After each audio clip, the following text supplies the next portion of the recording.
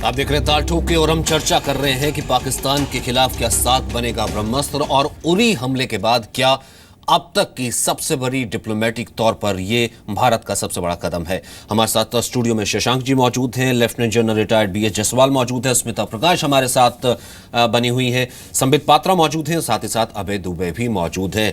संबित पात्रा और अभय दुबे, आप दोनों सिर्फ यहां पर पॉलिटिकल पार्टीज के रिप्रेजेंटेटिव हैं, उसके अलावा जो पूरा पैनल है वो नॉन पॉलिटिकल है। लेकिन एक चीज हर कोई कह रहा है, कम से कम यूनानिमसली, कि यह अंतर्राष्ट्रीय स्तर की बात है। पूरा वर्ल्ड इस तरीके से देखता है, कम से कम बाकी तमाम भले फॉरेन मैटर्स ही सही छोड़ दीजिए, लेकिन पाकिस्तान की जब कम से कम बात हो, पक्ष विपक्ष दोनों के बीच सहमति जरूर नजर आनी चाहिए, जो कि यहां नजर आ नहीं रही है। संबित, आप कुछ कहना चाहते थे उस वक्त? आप बिल्कुल सही कह रहे हैं और मैं सभी पैनलिस्ट को सुन रहा था जो कि ये पॉलिटिकल है और सभी ने यही सलाह दिया। मैं भी यही कह रहा हूं। आप देखिए, अभय जी और मैं हिंदुस्तान में कांग्रेसी और भाजपाई हो सकते हैं, मगर जब इंटरनेशनल विषय आता है तो हम पहले और आखिरी इंडियन ही हैं और कुछ नहीं है। इसलिए मैं कहता हूं, अभय जी ने बार बार कहा कि आप मनीष तिवारी जी के परिप्रेक्ष्य को देखिए, वो क्या कह रहे थे। मेरा कहना है कि वो आखिर कह क्यों रहे थे। माइक में आकर एक प्रेस कॉन्फ्रेंस कंडक्ट करना जिसमें कि इंडिया के सरकार के लिए, मैंने वर्ड्स लिखे हैं, क्या कहा उन्होंने, कहा it appears as if amateurs are sitting in the South Block. उन्होंने कहा कि देश में अपरिपक्व लोग साउथ ब्लॉक में बैठे हैं। ऐसे प्रकार के शब्दों का कदाचित प्रयोग नहीं करना चाहिए जब एक इंटरनेशनल अफेयर है। पाकिस्तान ने भी रिएक्ट नहीं किया है, नेपाल ने भी अभी कुछ नहीं कहा है। उससे पहले हम डोमेस्टिक पॉलिटिक्स शुरू कर दें और इस प्रकार के शब्दों का प्रयोग करें, यह बिल्कुल उचित नहीं है। आपको कुछ सुझाव देना था, कुछ कहना था, वाकई आप वेलकम हैं, you are the opposition party, आप आके इन चीजों को बैठ के डिस्कस कर सकते थे। इसको सार्वजनिक रूप पे एक क्रिटिसिज्म के फोरम से कहना, मुझे लगता है ये बिल्कुल परिपक्वता नहीं है और ये चंद वोट पाने की जो इच्छा है, इसे हम सबको त्यागना चाहिए, इससे कोई भला नहीं होगा। और दूसरी बात, मैं स्मिता प्रकाश जी के उस बात से सहमत हूं कि ये ब्रह्मास्त्र नहीं हो सकता। अस्त्र तो है, देखिए एक एक अस्त्र छोड़कर ही दुश्मन को निस्तनाबूद किया जाता है। एक ब्रह्मास्त्र से डिप्लोमेसी नहीं चलती है, बहुत सारे अस्त्र चलते हैं। आप रीजनली उनको आइसोलेट कर रहे हैं पाकिस्तान को, इंटरनेशनली ग्लोबली जो है टेडपो, आप देखिए अमेरिका के साथ कुछ वार्तालाप हुआ होगा, तभी तो कुछ सीनेटर्स, 2 सीनेटर्स ने टेडपो जो कि चेयरमैन हैं सब कमिटी फॉर टेररिज्म, उन्होंने एक बिल सबमिट किया कि एक आतंकवादी राष्ट्र घोषित किया जाए पाकिस्तान को। स्वाभाविक रूप से चहुंदिक दिशा से भारत कोशिश कर रहा है। ऐसे में मैं तो गुजारिश करूंगा कि प्लीज टीवी पे हम लड़ते हुए नजर ना आए, हम पाकिस्तान को टीवी पे भी आइसोलेट करते हुए नजर आए। यहां हो क्या रहा है कि अभय दुबे जी हमें ही आइसोलेट करने में लगे हैं, ये अच्छी बात नहीं है। अभय दुबे जी, क्यों ऐसा होता है? पक्ष में आकर के क्या, या फिर विपक्ष में आकर के पक्ष पार्टी क्या पाकिस्तान से भी ज्यादा बड़ी दुश्मन हो जाती है? नहीं, देखिए सचिन जी, सरकार को चाहिए कि प्रतिपक्ष की समालोचना को सुनकर एक प्रशस्त मार्ग निर्धारित करें।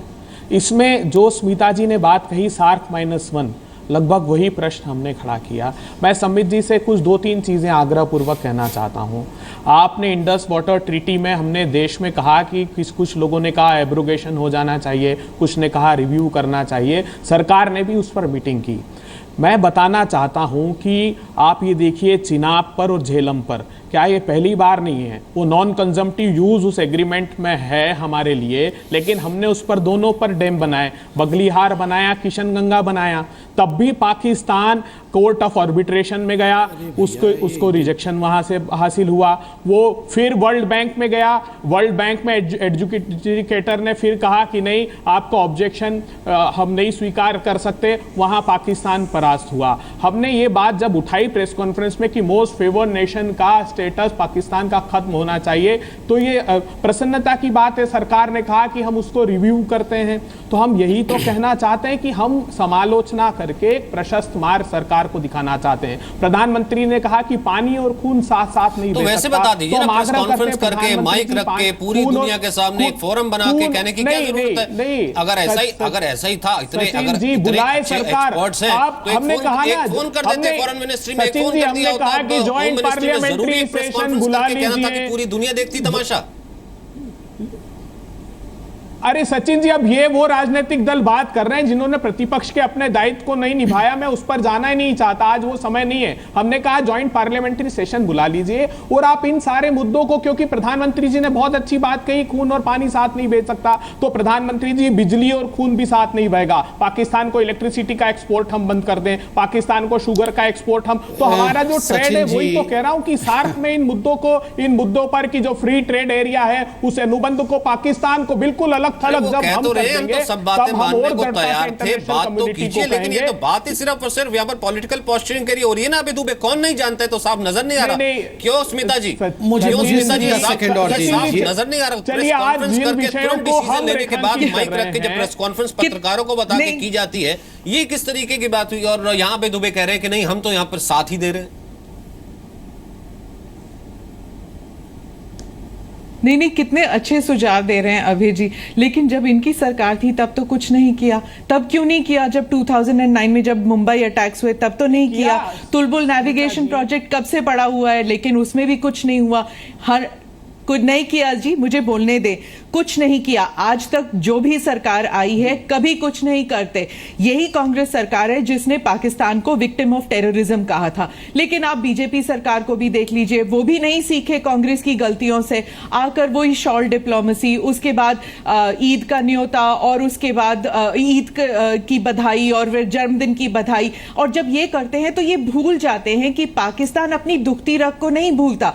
पाकिस्तान कश्मीर में आतंकवाद को जो बढ़ावा दे रहा है वो देता रहेगा, चाहे आप उन्हें शॉल दीजिए या आम भेजिए, वो जरूर ये करता रहेगा। इसलिए देयर इज अ नीड कि एक कंसोलिडेटेड पॉलिसी बने, एक रोड मैप बने जिसमें यू टर्न्स ना हो, एक पाकिस्तान पॉलिसी हो जो भी सरकार आए बाय पार्टीजन सपोर्ट होना चाहिए उस पाकिस्तान पॉलिसी के लिए, कि चाहे आज बीजेपी की सरकार, कल पता नहीं किसकी सरकार आए, सब उसी पॉलिसी को फॉलो करे। एक नेशनल कंसेंसस होना चाहिए, क्योंकि पाकिस्तान अपना नेशनल कंसेंसस नहीं खोलता, क्योंकि इंडिया का जो उनका प्रोग्राम है, उनका प्लान है, वो सिर्फ Pakistan army is in charge of that. चाहे उसमें पीपीपी की सरकार आए या नवाज की सरकार आए, जो भी सरकार आए, या फिर उनके मिलिट्री एस्टैब्लिशमेंट हो, डिक्टेटर्स हो, उनका एक ही रवैया रहता है भारत के प्रति। लेकिन हमारा तो बदलता रहता है, और बदलता किस तरफ है?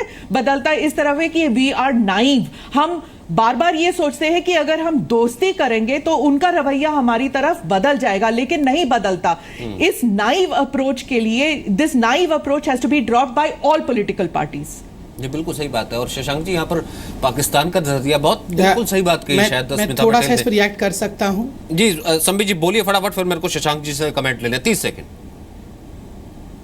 हाँ, सॉरी मैं बीच में आया, बाकी गेस्ट बैठे हैं, क्योंकि सरकार का प्रश्न था इसलिए मुझे आना पड़ा। स्मिता जी के प्रश्न में दम है, क्योंकि स्मिता जी का जो प्रश्न है वो जनता का भी प्रश्न है, तो मैं 20 सेकंड में समझाना चाहूँगा। देखिए, कोई भी प्रधानमंत्री बनता है, एक नई लीडरशिप आती है, तो डिप्लोमेसी में एक नया चैप्टर जरूर खुलता है। दो diplomacy is a continuing phenomena, but still एक नया चैप्टर खुलता है। जब मोदी जी बने तो नया चैप्टर क्या था कि देखिए, हम तो दोस्ती चाहते हैं मगर आतंकवाद कभी नहीं चाहते हैं। हम आपको इन्वाइट भी करेंगे स्वेरिंग इन में, आपके पास जाएंगे भी, आम भी देंगे, मगर अगर आपने आम के बदले में हमें बम दिया तो हम आम का दाम भी लेंगे। और देखिए, क्विक सक्सेशन में मोदी जी ने वो तमाम कदम उठाए आम के बाद ही पठानकोट दिया था, अच्छे फ्रेंडशिप के लिए था। मगर जिस प्रकार, मैं इसका जवाब दे रहा हूं, आप देखिए, हमने रेड लाइंस की बात की, बिल्कुल ठीक कहा स्मिता जी ने कि पहले सरकार ने ये कदम नहीं उठाए। 1997 में मोस्ट फेवर्ड नेशन मिला, 2008 में मुंबई अटैक हुए, हमने कभी भी मोस्ट फेवर्ड नेशन के लिए, इंडस्ट्री वाटर ट्रीटी के लिए, जो कि आज 58 ईयर्स हो गए, उस पर बातचीत भी नहीं की। अब देखिए, these are the red lines, ये रेड लाइंस मोदी सरकार ड्रॉ कर रही है। और मैं देश को आपके चैनल के माध्यम से कहना चाहूंगा, different prime minister, strong prime minister हैं, आप विश्वास रखें। तो आप सब सर प्लीज, इसमें तो कम से कम मुझे बोलने दीजिए। अभी जी, ये सवाल आपका वाजिब मत लड़िए जी। अभी ये सवाल आपका वाजिब है, और ये सरकार, और ये सवाल हर आम आदमी पूछ भी रहा है। लेकिन शशांक जी, मेरा सवाल इससे थोड़ा सा अलग था। ये सब चीजें, ये ठीक है, पॉलिसी आपने कहा कि इतने भर से काम होगा नहीं, जो स्मिता भी कह रही कि ब्रह्मास्त्र नहीं है। मैं पाकिस्तानी चैनल देख रहा था कि वहां पर जिस तरीके की कवरेज वो मीडिया कर रहा है, कि वो कह रहे हैं कि कोई बात नहीं, अगर हमें आइसोलेट किया जा रहा है, चीन हमारा दोस्त है, रूस हमारे यहां पर आ रहा है, हमें कोई फर्क नहीं पड़ता, हमारा ट्रेड तो बहुत ज्यादा छोटा है। क्या सच में ही इसे देखा जाए तो ये बहुत कम स्टेप्स हैं जो अभी तक लिए गए हैं, या फिर आपको लगता है कि अब यह सरकार उस पाकिस्तान पॉलिसी की तरफ बढ़ रही जो कि होनी चाहिए? मैं ये समझ सकता हूँ कि पॉलिसी काफ़ी ठोकरें खाकर फिर ठीक दिशा में चलती है, लेकिन ये कहना ज़रूरी नहीं है कि वो चलती रहेगी उसी दिशा में। और पाकिस्तान ये जानता है अच्छे तरीके से, क्योंकि पाकिस्तान का रवैया हमेशा ये रहा है कि जो बड़ी बड़ी ताकतें हैं उनको देख लो कि अगर वो भारत की तरफ नहीं जा रही हैं या कम जाना चाहती हैं तो फ़ौरन उनको पकड़ लो और उनको अपने साथ में लेके चलो, या भारत अगर थोड़ा कंसेशन देने को तैयार है तो उसको डबल कंसेशन आप दे दीजिए इमीडिएटली। और ख़ासकर पाकिस्तान में ये भी भावना रही है कि ये स्ट्रेटेजिक स्पेस है उनकी, जो एक तरफ इस्लामिक देशों की तरफ, दूसरा कम्युनिस्ट देशों की तरफ, और तीसरा भारत जैसे जो उभरती हुई शक्ति है उसकी तरफ है। तो अगर कोई भी देश चाहता है कि इन सब एरियाज़ में अपना स्ट्रेटेजिक स्पेस बनानी है, उनको डाउन करना है, किसी तरह से कंट्रोल करना है, तो पाकिस्तान कहता है कि हम तैयार हैं, हमारी कीमत है, हम अपनी ज़मीन बेचने को तैयार हैं, अपने लोगों को आपके यहाँ सेवा के लिए तैयार हैं। तो पहले सऊदी अरेबिया में और कई गल्फ़ कंट्रीज में उन्होंने अपने सैनिक भेजे। जी। अब चीन को जो है उन्होंने कहा है कि आप एक एक इंजीनियर भेजोगे, हम उसके पीछे 2-2, 3-3 जो है सिपाही लगाएंगे उनकी मदद के लिए, और अपनी ज़मीन आपके हवाले है, आप वहाँ पे जो मर्जी करना है करिए। तो इस तरह की बात करने से हमको ध्यान में रखना है कि हमारा पड़ोसी इस तरह की दिशा लेके चल रहा है, और बांग्लादेश का दर्द जो है वो भी गया नहीं है। बिल्कुल। तो हमको ध्यान में ये रखना है कि दोस्ती करनी है, और वो दोस्त ढूंढने हैं जो बांग्लादेश को भूलने को तैयार हैं और आगे बढ़ने को तैयार है कि भाई इसमें भारत का फ़ायदा है तो हमारा उससे ज़्यादा फ़ायदा होगा MFN देने से या फ्री ट्रेड एरिया करने से। लेकिन अब वो बात समझने की है ना, तो लेकिन उसमें समय लगेगा। इस बीच में वो चाहते ही हैं कि SAARC is not that important for them, वो हम लोगों के लिए इम्पॉर्टेंट है, क्योंकि हम चाहते हैं कि भाई इसमें जो है वाइड रेंजिंग हमारे रिश्ते बढ़ते जाएं। उनका रिश्ता वो चाहते हैं कि साहब आपके यहाँ भी जो है अगर किसी तरीके से आर्मी रूल हो जाए तो बड़े अच्छे तरीके से बात करेंगे। हम तो पहले भी मेंबर नहीं थे, अगर नहीं भी दोबारा भी नहीं होते तो हमें कोई फर्क नहीं पड़ता। बिल्कुल। लेकिन लेफ्टिनेंट जनरल जसपाल साहब, मैं आपसे ये जानना चाहूंगा कि ये सब चीजें जिसका जिक्र मैं शशांक जी से कर रहा था कि अगर डिप्लोमेटिक तरीकों से पाकिस्तान नहीं संभला, अगर वो डरा जरूर लेकिन संभलेगा अगर नहीं, आपको क्या लगता है कि अभी मिलिट्री ऑप्शन एक ओपन रखना चाहिए या फिर एक वॉर स्ट्रेटजी तैयार होनी चाहिए, ये सिग्नल भी अब सीमा पार तक जाना चाहिए?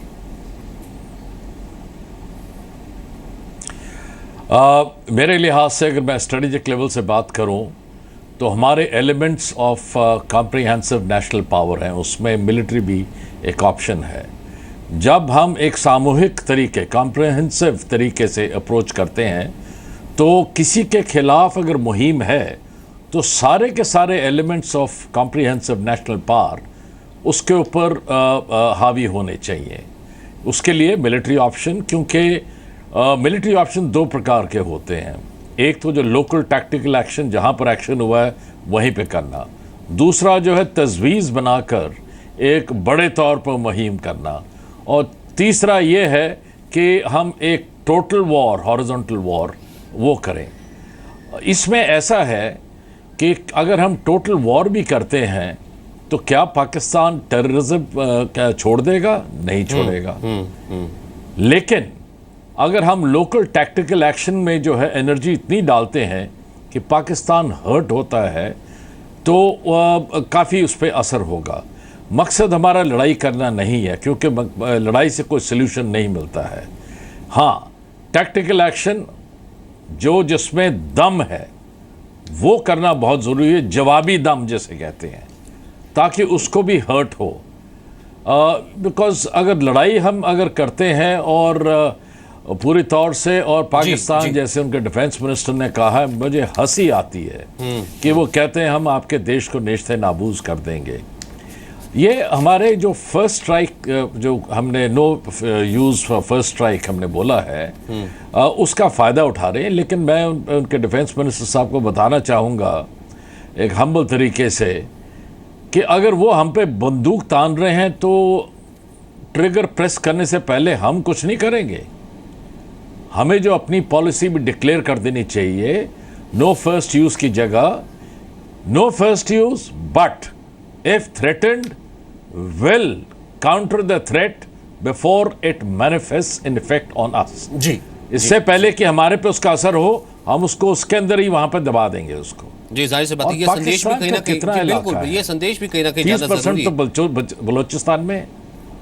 जी बिल्कुल, और उसी फ्रंट पर काम हो भी ये रहा है। इस प्रकार की हिमाकत जो ये मजाक है, जो भी हो रहा है मैं नहीं कहना चाहूँगा इसके ऊपर, लेकिन क्या है लैंड मास पाकिस्तान का, क्या कैपेबिलिटी है, क्या उनके न्यूक्लियर जो वेपन्स हैं उसके फ्यूजन फिजन की कितनी कैपेसिटी है, कितने किलोटन कैपेसिटी है।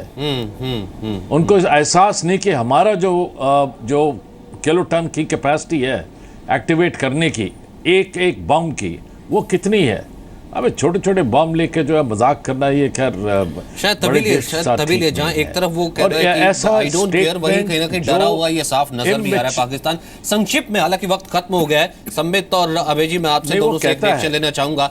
संबित जी मैं आपसे ये कि फिलहाल जो स्ट्रेटजी जिसका जिक्र आप कर रहे हैं कि अगर एडिटोरियल भी लिखा जा रहा है वॉल स्ट्रीट जर्नल में कि अब इनफ इज इनफ हो गया, ये सरकार इससे आगे नहीं बढ़ेगी, कि ये यहीं पर खत्म नहीं हो जाएगा डिप्लोमेटिकली और यहां पर कोई एक तगड़ा सबक जिसका जिक्र अभय जी कर रहे थे वो भी आगे जाएगा, ये सिग्नल आगे तक जाते रहेंगे। देखिए, आज आप जो डिस्कशंस हम कर रहे हैं उसमें कितने सारे विषय पे हम डिस्कशन कर रहे हैं कि यूएस ने भी एक्शन लिया है। यूएन में आप देखिए नवाज शरीफ ने कहा था कि मैं एक ड्रॉजियर लेके बैन की मून यूएन के जनरल सेक्रेटरी के पास जाऊंगा और कश्मीर में हो रहे ह्यूमन राइट वायलेशन को एक्सपोज करूंगा। क्या हुआ? वो ड्रॉजियर लेके गए, यूएन सेक्रेटरी जनरल ने उसे फाड़ के कूड़े के डब्बे में फेंक दिया। देखिए, जहां तक पाकिस्तान का पॉलिसी है, it has a multi layered approach. ये नहीं है कि एक ही ब्रह्मास्त्र है और उसे छोड़ दीजिए और सारे प्रॉब्लम्स का सॉल्यूशन हो जाएगा। मल्टी प्रोंग्ड अप्रोच है। स्वाभाविक रूप से मल्टी प्रोंग्ड अप्रोच इस बार सरकार ले रही है और उसके नतीजे हमारे आंखों के सामने रोज आ रहे हैं। हर दिन हम देख रहे हैं कि किसी ना किसी स्टेप पे हम आगे बढ़ रहे हैं। ऐसे में देश के तमाम लोगों को एक हो जाना चाहिए। ये पेटी पॉलिटिकल गेन्स के लिए, छोटे छोटे राजनीतिक बेनिफिट के लिए इस प्रकार का बयानबाजी करना कि हिंदुस्तान की सरकार इमैच्योर है, ये एब्सोल्युटली अपरिपक्व है। इस प्रकार के अपरिपक्व बयानबाजी से ऑपोजिशन को बचना चाहिए। वक्त इतना ही है। अभय जी 30 सेकंड। सचिन जी, बिल्कुल पाकिस्तान आर्थिक संक्रमण काल के दौर से गुजर रहा है। वहाँ पर उनकी विभिन्न भाषा भूषा भेषज के लोगों में अलगाव प्रारंभ हो गया है। वो चाहता है कि जो आर्थिक प्रगति के पथ पर भारत आगे बढ़ रहा है उसको किसी तरीके से उस पथ से विमुख कर दिया जाए। ये हिंदुस्तान कतई होने नहीं देगा। हम सब लोग साथ मिलकर पाकिस्तान को कड़े से कड़ा सबक सिखाएंगे। हम अपेक्षा यही करते हैं कि मोदी सरकार वक्तव्यों के साथ साथ वास्तविकता के धरातल पर भी ध्यान दे और उन सारे जिनको वो वक्तव्यों को देती है उनको क्रियान्वित करे एक समय सीमा के साथ। तब देश को कि जिसका तमाम गेस्ट भी जिक्र कर रहे थे, ये संदेश भी कम से कम ना जाए कि जब बात आती पाकिस्तान की, पक्ष विपक्ष कहता तो कुछ हो रहा है लेकिन साथ नजर नहीं आता। और फिलहाल तो जरूर ये सरकार का इम्तिहान है कि जिस तरीके के वो स्टेप्स ले रही है उसमें आगे क्या परिणाम आते हैं। लेकिन आइसोलेट करने में तो कम से कम हम ये कह सकते हैं कि आज साग के माध्यम से ही सही कामयाब होती तो जरूर नजर आ रही है। सब मेहमानों का बहुत बहुत शुक्रिया मेरे साथ इस प्रोग्राम का हिस्सा बनने के लिए। बहुत बहुत